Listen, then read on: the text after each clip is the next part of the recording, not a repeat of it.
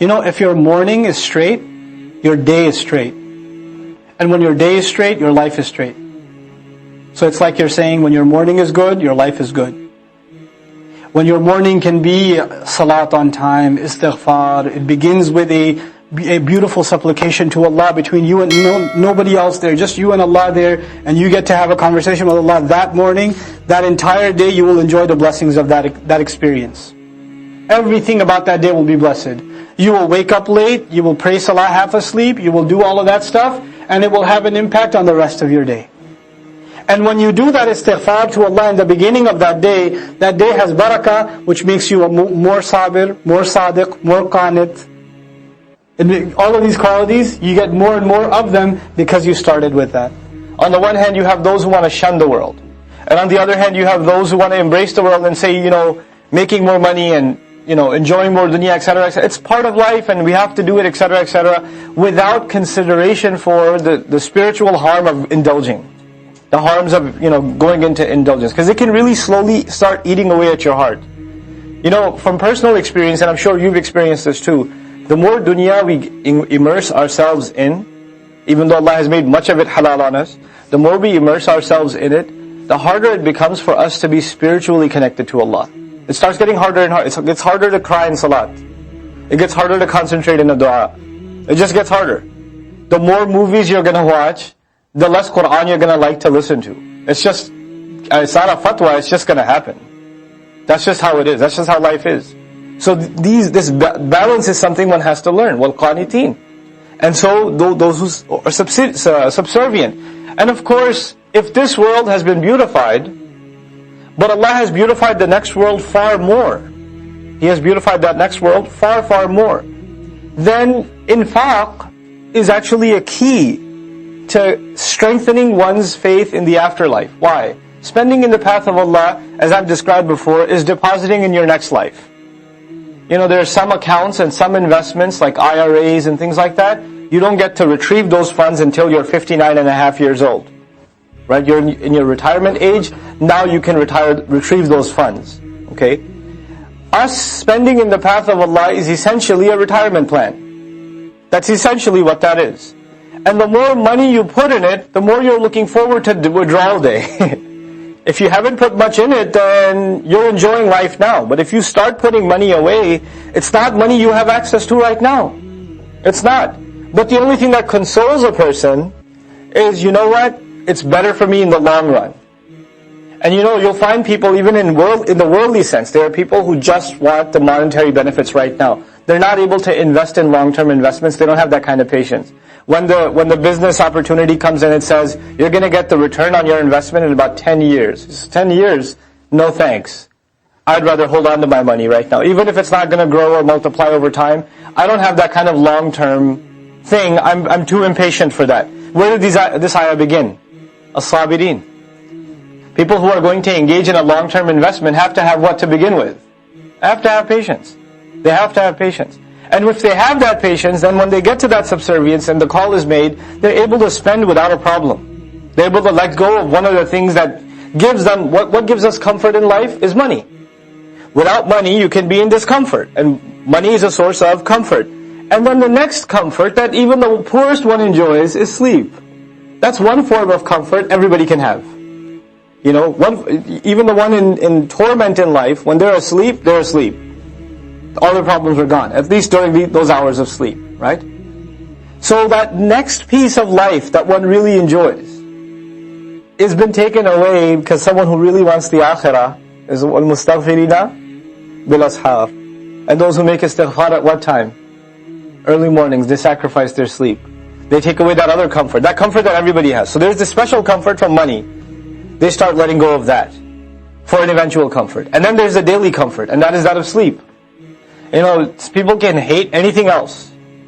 They'll love sleep. Sleep is something, I know kids hate it, right?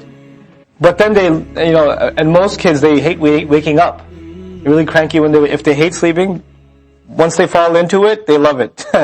وَسَارِعُوا إِلَى مَغْفِرَةٍ مِّن رَبِّكُمْ. And rush to forgiveness that comes from your master. وَجَنَّةٍ عَرْضُهَا السَّمَاوَاتُ وَالْأَرْضِ. And a jannah, a garden, whose expanse is the skies and the earth. u'iddat, it has been thoroughly prepared, completely prepared for people that have taqwa. Allahumma ja'alna minhum. For the people of taqwa who are cautious. This time the people of caution are given characteristics, qualities. Who are these people of taqwa? What does that mean practically? الَّذِينَ يُنْفِقُونَ فِي السَّرَّاءِ وَالضَّرَّاءِ. The opposite of riba. Riba is you hold on to your money so it can multiply and you can collect more. The opposite is you keep giving it up. Those who spend, the muttaqeen who spend in as-sarra'i wad-darra, in easy times and in hard times. Darra, when times are hard and tough. وَالْكَاظِمِينَ الْغَيْظَ. So first of all, you have an attitude of spending all the time. You never spare an opportunity for that. The second is al-kazimin al-ghayz. Kazama can mean to swallow. One of its meanings is to swallow. But there's another meaning also. They say, for example, kazama as-siqa'a. A-siqa is the container of water. When you fill it to the top and then close it, so no water gets out, but it's got to be filled to the top, that's kazama, to fill something to the top.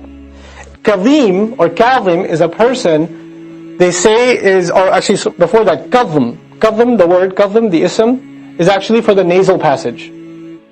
And the Arabs would, in their imagery, and they would speak figuratively, they would say when someone's angry, they're kazim, which means their nasal passage is full of anger up to here. Like all the way up to the end of their nasal passage, they're filled with anger. Okay? You know when people say, I've had it up to here? I had it up to there. Well, they'd say they've had it up to here. Like their breathing is now filled with rage. But it hasn't come out yet. In other words, Kazim is someone who's extremely enraged, but it hasn't left the insides of him yet. It hasn't come out yet. So those who swallow or keep inside, al-ghayz, the anger that makes your blood rush. The anger that makes you just go, and you clench your fist, and you start shaking. This is al-ghayz, okay? But ghayz also is the kind of anger that it's still before retaliation. It's what you feel before retaliation.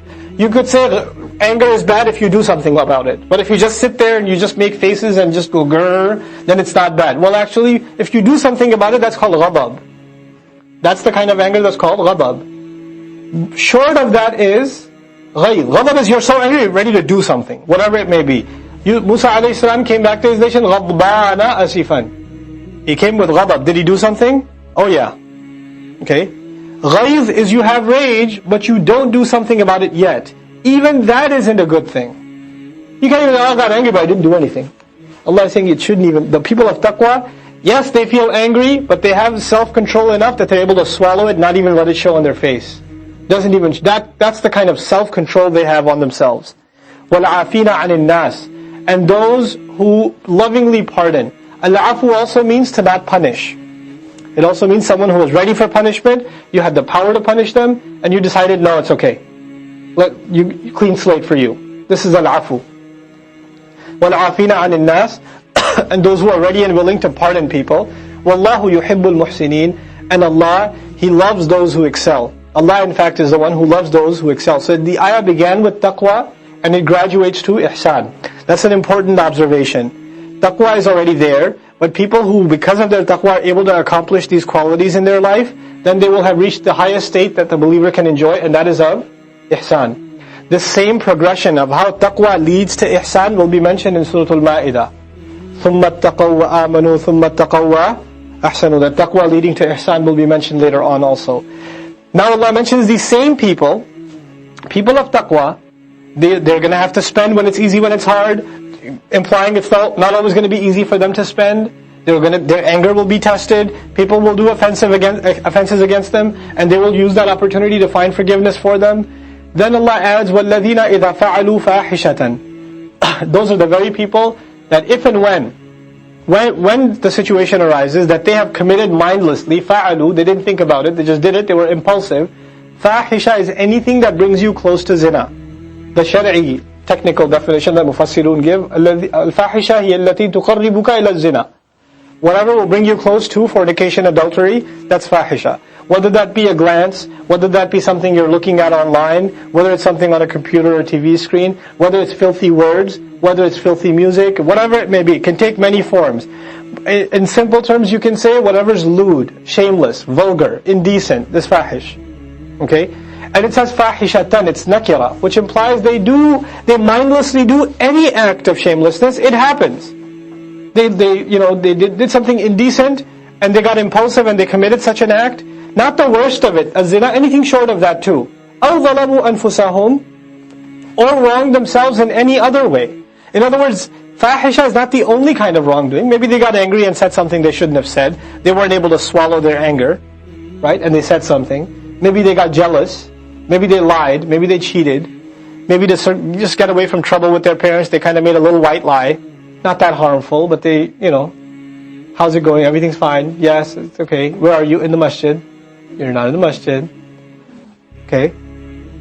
Did you go to class? Yes, of course. Of course I was in class. So, it's not that big of a deal. Any other kind of wrongdoing also, zakarullah, they immediately remembered Allah.